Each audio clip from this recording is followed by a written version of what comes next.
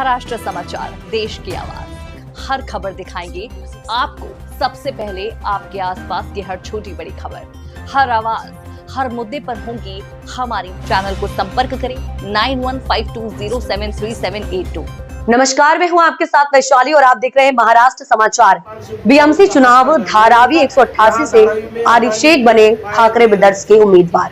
उतरे मैदान में संयुक्त रैलियों से सियासी तूफान की तैयारी। मुंबई महानगर पालिका बीएमसी चुनाव को लेकर महाराष्ट्र की राजनीति में बड़ी हलचल सामने आ रही है। महाराष्ट्र नवनिर्माण सेना एमएनएस और शिवसेना यूबीटी के मिलाप की राजनीतिक नजदीकियों ने चुनावी रणभूमि को पूरी तरह गरमा दिया है। वहीं धारावी से एमएनएस के उम्मीदवार आरिफ शेख के चुनावी मैदान में उतारा गया।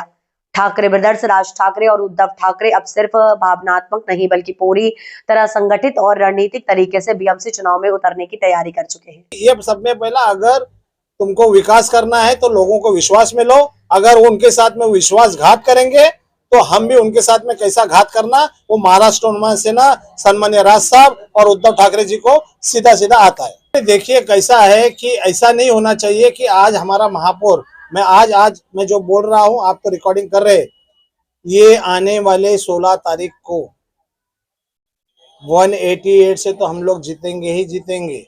महाराष्ट्र नवनिर्माण सेना का ये मन सैनिक, मेरे तमाम जितने भी मेरे पदाधिकारी, राष्ट्रवादी वो लोग मेहनत कर रहे हैं, शिवसेना वाले वो लोग मेहनत कर रहे हैं, सभी और भी पार्टियां मेहनत कर रही है।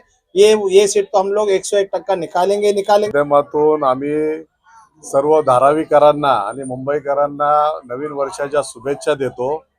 आणि उद्यापासून आमच्या वॉर्ड क्रमांक 188 चे आमचे जे आरिफ शेख जे युतीचे उमेदवार आहेत, शिवसेना, महाराष्ट्र नवनिर्माण सेना आणि राष्ट्रवादी शरदचंद्र पवार यांच्या युतीचे जे उमेदवार आहे त्याच्या प्रचाराचा नारळ आम्ही उद्यापासून फोडणार आहे। ते तुमच्या चॅनलच्या मार्फत आम्ही सर्व 188 चे आमचे जे सर्व वोटर्स आहेत त्यांच्यापर्यंत हे घेऊन जाण्यासाठी आज आम्ही तुमच्या चॅनलच्या मार्फत त्या लोकांना आम्ही आव्हान करतोय की आमच्या उमेदवार तर निवडून येणारच आहे त्यांच्या आशीर्वादाने।